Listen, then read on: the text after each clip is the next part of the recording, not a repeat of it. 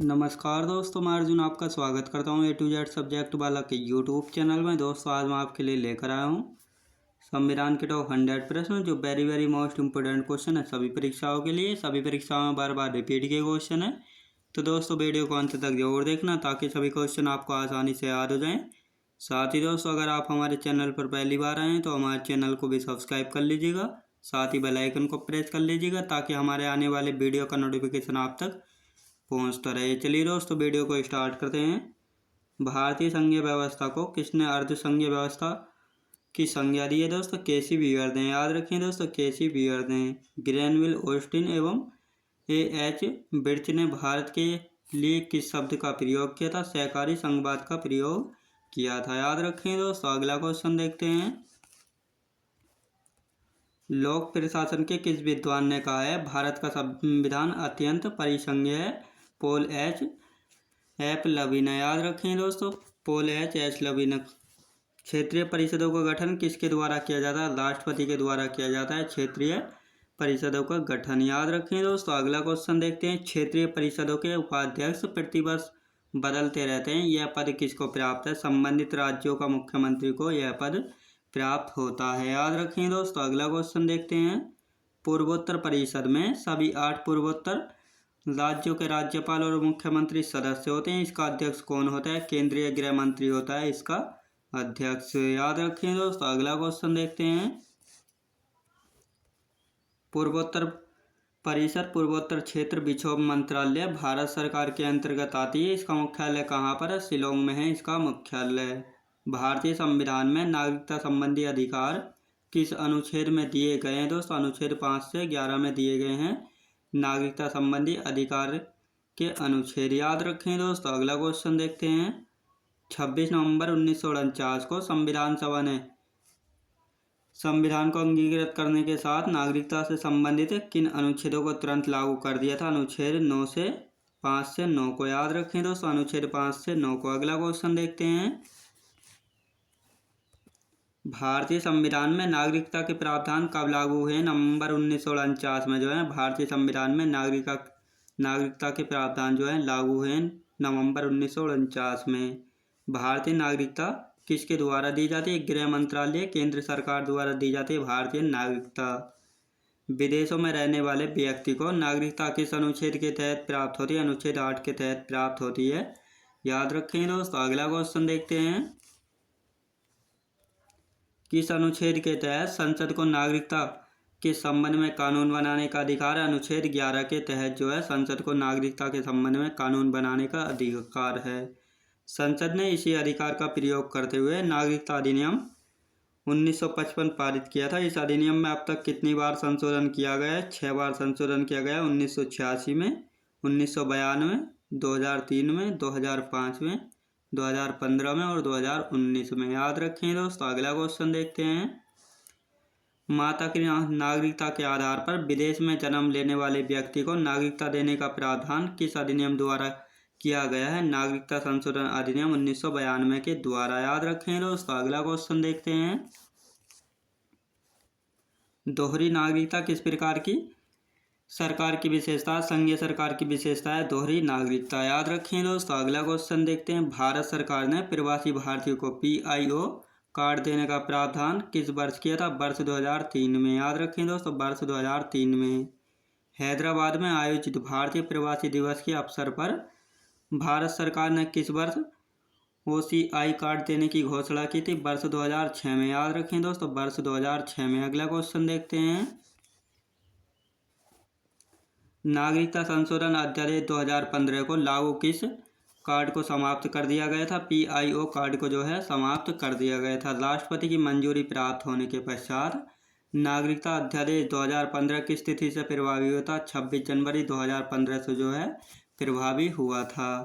कश्मीर के किस महाराजा ने पाकिस्तानी पठानों के आक्रमण के बाद अक्टूबर 1947 में भारत के साथ विलय संधि पर हस्ताक्षर किए थे? हरि सिंह ने। याद रखें दोस्तों, हरि सिंह ने। अगला क्वेश्चन देखते हैं। हैदराबाद के निजाम मीर ओस्मान अली खान ने सबसे अंत में समर्पण किया और भारत में सम्मिलित होना स्वीकार किया। यह घटना किस दिन घटी? 18 सितंबर 1948 को घटित थी। याद रखें दोस्तों 18 सितंबर 1948 को। कौन सी देशी रियासत सबसे बाद में 1 जून 1949 को भारत में शामिल हुई थी दोस्तों? भोपाल। याद रखें भोपाल। भारतीय संविधान में भारत को किस प्रकार वर्णित किया गया है? राज्यों का संघ के रूप में वर्णित किया गया है भारतीय संविधान में भारत को। याद रखें दोस्तों। अगला क्वेश्चन देखते हैं। भारत में नए राज्यों के निर्माण के लिए संविधान संशोधन की जरूरत होती है? नहीं, कि संसद का यह कार्य साधारण बहुमत से करती है। याद रखें दोस्तों। अगला क्वेश्चन देखते हैं। संविधान के अनुच्छेद 1 के अनुसार भारत राज्यों का संघ होगा। राज्यों तथा केंद्र शासित प्रदेशों के नाम और उनके क्षेत्रों का उल्लेख जो है कहाँ किया गया है? संविधान के प्रथम अनुसूची में। याद रखेंगे संविधान के प्रथम अनुसूची में। भारत के अंतर्गत स्थित रियासतों को भारत में विलय करने के लिए कौन उत्तरदायी है? सरदार वल्लभ भाई पटेल। याद रखेंगे। अगला क्वेश्चन देखते हैं। संसद को यह प्राधिकार है कि वह ऐसे निर्बंधों तथा शर्तों के साथ उचित समझे जो नए राज्य के प्रवेश की अनुमति दे सकेगी का उल्लेख है दोस्तों अनुच्छेद 1 में। याद रखेंगे दोस्तों अनुच्छेद 1 में। भारतीय संघ में किसी राज्य को सम्मिलित करने का अधिकार किसे है? संसद को होता है भारतीय संघ में किसी राज्य को सम्मिलित करने का अधिकार। याद रखें दोस्तों। अगला क्वेश्चन देखते हैं। राज्य पुनर्गठन आयोग का गठन कब किया गया था? 1953 में। याद रखें दोस्तों 1953 में। अगला क्वेश्चन देखते हैं। भाषाई आधार पर राज्यों का पुनर्गठन किस वर्ष किया गया था? 1956 में किया गया था भाषाई आधार पर राज्यों का पुनर्गठन। आंध्र प्रदेश राज्य अधिनियम 1953 के तहत किस राज्य के कुछ क्षेत्रों को निकालकर जो है आंध्र प्रदेश का गठन किया गया था? मद्रास या तमिलनाडु को निकालकर। याद रखें दोस्तों। अगला क्वेश्चन देखते हैं। स्वतंत्र भारत में भाषा के आधार पर गठित पहला राज्य कौन सा था? आंध्र प्रदेश राज्य था स्वतंत्र भारत में भाषा के आधार पर गठित पहला राज्य। याद रखें दोस्तों। अगला क्वेश्चन देखते हैं। 1956 में गठित राज्य पुनर्गठन आयोग के अध्यक्ष कौन थे? फजल अली थे 1956 में गठित राज्य पुनर्गठन आयोग के अध्यक्ष। याद रखें दोस्तों। अगला क्वेश्चन देखते हैं। 7वां संशोधन अधिनियम 1956 से मैसूर राज्य अंततः स्थापित किया गया। किस अधिनियम द्वारा जो है उसका नाम परिवर्तित करके कर्नाटक कर दिया गया था दोस्तों? मैसूर राज्य अधिनियम 1973 के द्वारा जो है मैसूर का नाम परिवर्तित करके कर्नाटक कर दिया गया था। याद रखें दोस्तों। अगला क्वेश्चन देखते हैं। विश्व का सबसे छोटा संविधान अमेरिका का, विश्व का सबसे बड़ा संविधान जो है भारत देश का है। याद रखेंगे दोस्तों। अगला क्वेश्चन देखते हैं। भारतीय संविधान का लगभग कितना प्रतिशत भाग जो है भारत शासन अधिनियम 1935 से लिया गया? 75% भाग। भारतीय संविधान सबसे अधिक किस संविधान से प्रभावित है? ब्रिटिश संविधान से प्रभावित है भारतीय संविधान सबसे अधिक।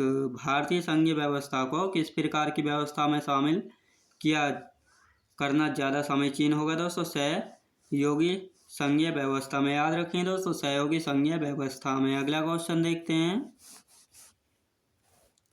भारतीय संविधान में राज्यों का संघ की संकल्पना को जो है किससे प्राप्त किया गया? ब्रिटिश उत्तरी अमेरिका अधिनियम से जो है प्राप्त किया गया है। किसने भारतीय संघीय व्यवस्था को सहयोगी संघीय व्यवस्था के नाम से संबंधित किया था? ग्रेनविल ओस्टिल ने जो है भारतीय संघीय व्यवस्था को सहयोगी संघीय व्यवस्था के नाम से जो है संबंधित किया है। संविधान सभा में यह किसने कहा कि सरकारी नीति के निदेशक सिद्धांत किसी बैंक में देय उस चेक की तरह है जिसका भुगतान बैंक अपनी सुविधा अनुसार करता है? केटी शाह ने। याद रखें दोस्तों केटी शाह ने कहा था। अगला क्वेश्चन देखते हैं। किसके अनुसार जो संविधान सभा ने निर्णय किया है कि वह शरीर से संज्ञात्मक है किंतु आत्मा से एकात्मक है? पीटी चाको ने कहा था। याद रखेंगे दोस्तों पीटी चाको ने। किस रियासत की जनता ने नवाब से विद्रोह कर भारत में विलय की घोषणा कर दी? तो नवाब पाकिस्तान भाग गया था जूनागढ़ रियासत ने। याद रखें दोस्तों। अगला क्वेश्चन देखते हैं। भारतीय संविधान संसदीय प्रणाली कहाँ से ली गई? ब्रिटेन से ली गई भारतीय संविधान में संसदीय प्रणाली। याद रखें दोस्तों। अगला क्वेश्चन देखते हैं। भारतीय संविधान में मौलिक कर्तव्य कहाँ से लिए गए? पूर्व सोवियत संघ से लिए गए भारतीय संविधान में मौलिक कर्तव्य। याद रखें दोस्तों। अगला क्वेश्चन देखते हैं। 22 जुलाई 1947 को तिरंगा राष्ट्रीय ध्वज के रूप में अपनाया गया था। राष्ट्रीय गीत और राष्ट्रगान को जो है कब अपनाया गया था? 24 जनवरी 1950 में अपनाया गया था। लास्ट गीत और लास्ट ज्ञान को याद रखिए दोस्तों। अगला क्वेश्चन देखते हैं, मई 1949 में किस विश्व संगठन में भारत की सदस्यता का अनुमोदन किया गया? राष्ट्रमंडल याद रखें दोस्तों, राष्ट्रमंडल का। ब्रिटिश भारत के अंतिम वायसराय और स्वतंत्र भारत के प्रथम गवर्नर जनरल कौन थे? लॉर्ड माउंटबेटन थे। ब्रिटिश भारत के अंतिम वायसराय और स्वतंत्र भारत के प्रथम गवर्नर जनरल याद रखें दोस्तों। अगला क्वेश्चन देखते हैं, एकात्मक भारतीय और स्वतंत्र भारत के अंतिम गवर्नर जनरल कौन थे? चक्रवर्ती राजगोपाल था एकमात्र भारतीय और स्वतंत्र भारत के अंतिम गवर्नर जनरल याद रखें दोस्तों। अगला क्वेश्चन देखते हैं, प्रांतों का प्रतिनिधित्व मुख्यतः 3 समुदायों की जनसंख्या के आधार पर विभाजित किया गया था। ये समुदाय कौन से थे? मुस्लिम, सिख एवं साधारण याद रखें दोस्तों। अगला क्वेश्चन देखते हैं, संविधान सभा के सदस्यों का चुनाव अप्रत्यक्ष रूप से प्रांतीय व्यवस्था हुआ था। इसमें किन 2 प्रमुख हस्तियों ने जो है भाग नहीं लिया था? महात्मा गांधी और जिन्ना ने जो है इसमें भाग नहीं लिया था, याद रखें दोस्तों। अगला क्वेश्चन देखते हैं, संविधान सभा के चुनाव कब संपन्न हुए थे? जुलाई 1946 में जो है संविधान सभा के चुनाव संपन्न हुए थे। एक प्रतिनिधि लगभग कितनी जनसंख्या पर चुना गया था? 10 लाख की जनसंख्या पर चुना गया था एक प्रतिनिधि, याद रखें दोस्तों। अगला क्वेश्चन देखते हैं, प्रारंभ में मुस्लिम लीग ने संविधान सभा का बहिष्कार किया था, परंतु बाद में वह इसमें कब सम्मिलित हुए थे? अक्टूबर 1946 में जो है शामिल हुए थे, याद रखें दोस्तों। अगला क्वेश्चन देखते हैं, भारतीय संविधान के निर्माण हेतु संविधान सभा का चुनाव जो है जुलाई 1946 में किया गया। इसकी प्रथम बैठक किस तिथि को संपन्न हुई थी? 9 दिसंबर 1946 को जो है संपन्न हुई थी। भारत के किन रियासतों ने अधिनियम पत्र पर हस्ताक्षर करने से इनकार कर दिया था? कश्मीर, हैदराबाद और जूनागढ़ ने, याद रखें दोस्तों। अगला क्वेश्चन देखते हैं, संविधान सभा की प्रथम बैठक की अध्यक्षता किसने की थी? डॉक्टर सच्चिदानंद सिन्हा ने की थी संविधान सभा के प्रथम बैठक की अध्यक्षता, याद रखें दोस्तों। अगला क्वेश्चन देखते हैं, 11 दिसंबर 1946 में किसे संविधान सभा का स्थायी अध्यक्ष बनाया गया था? डॉक्टर राजेंद्र प्रसाद को जो है बनाया गया था। 11 दिसंबर 1946 को ही संविधान सभा द्वारा उपाध्यक्ष एवं संवैधानिक सलाहकार पद पर किसको चुना गया था? क्रम से HC मुखर्जी एवं सर BN राव को जो है चुना गया था, याद रखें दोस्तों। अगला क्वेश्चन देखते हैं, BN राव एवं कृष्णा स्वामी अय्यर जवाहरलाल नेहरू के सलाहकार थे। BP मेनन एवं KM मुंशी किसके सलाहकार थे? सरदार पटेल के सलाहकार थे BP मेनन एवं KM मुंशी, याद रखें दोस्तों। अगला क्वेश्चन देखते हैं, संविधान सभा की कार्यवाही 13 दिसंबर 1946 को किसके द्वारा पेश किए गए उद्देश्य प्रस्ताव के साथ प्रारंभ हुई थी? जवाहरलाल नेहरू के द्वारा पेश किए गए उद्देश्य प्रस्ताव के साथ, याद रखें दोस्तों। अगला क्वेश्चन देखते हैं, पंडित जवाहरलाल नेहरू द्वारा उद्देश्य प्रस्ताव को भारतीय संविधान में किस रूप में जगह दी गई? प्रस्तावना के रूप में जो है जगह दी गई थी। 13 दिसंबर से 19 दिसंबर 1946 तक संविधान सभा ने जो है उद्देश्य प्रस्ताव पर विचार विमर्श किया। संविधान सभा ने कब इसे सर्वसम्मति से पास किया था?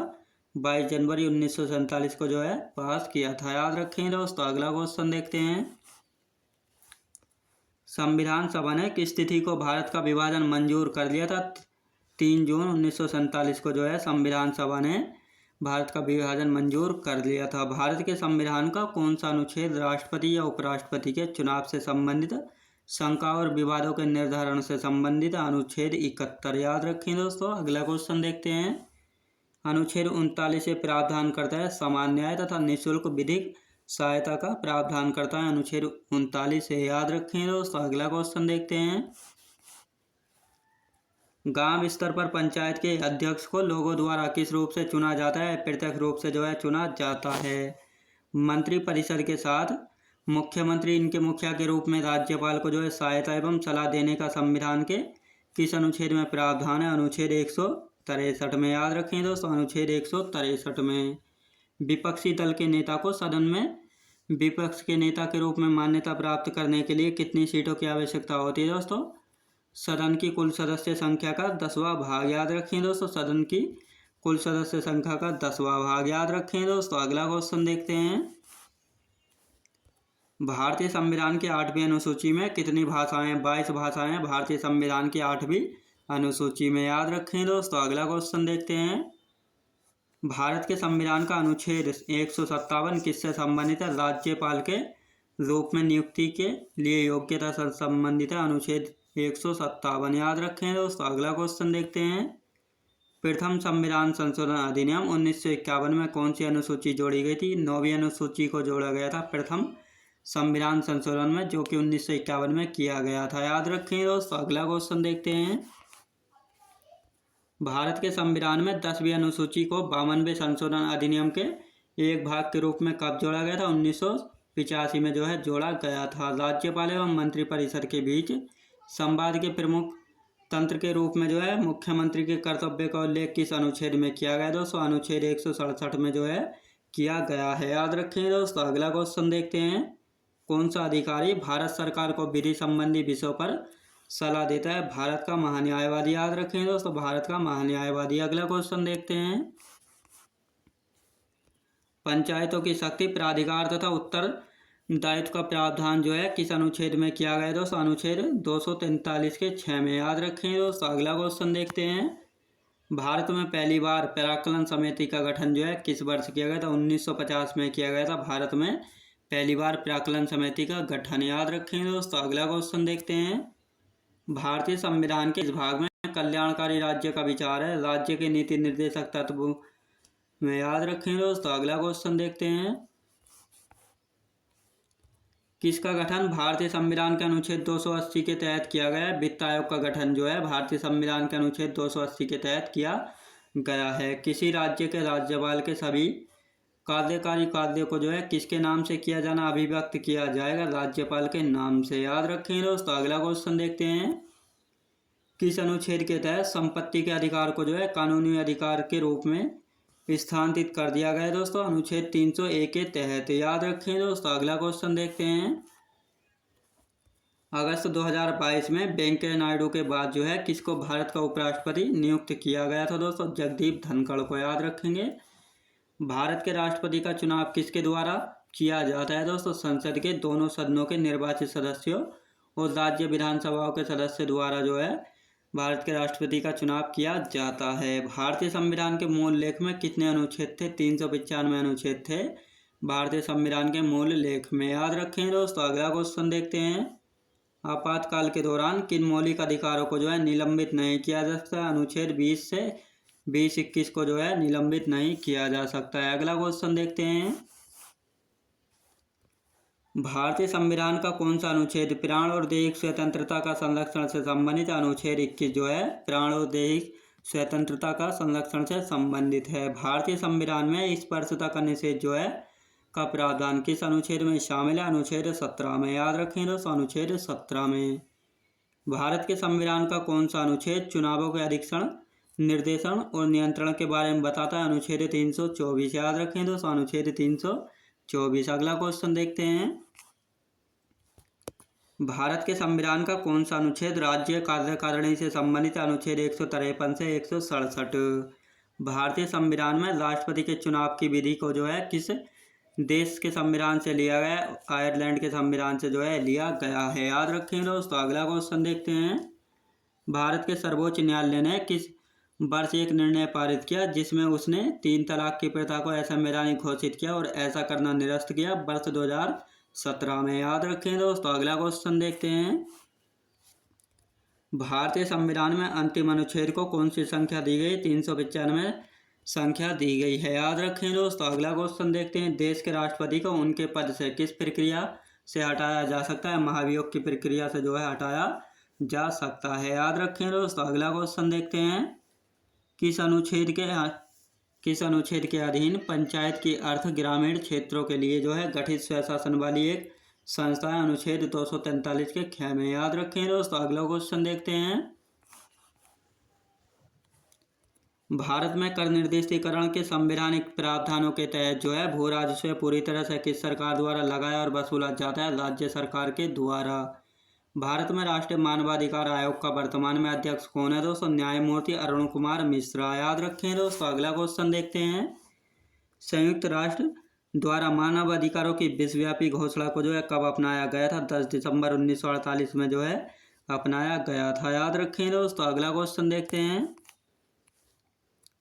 संसद के दोनों सदनों द्वारा पारित विधेयक किसकी सहमति के बिना जो है कानून नहीं बना सकता है? राष्ट्रपति की सहमति के बिना जो है कानून नहीं बना सकता है। संसद के कितने भाग हैं?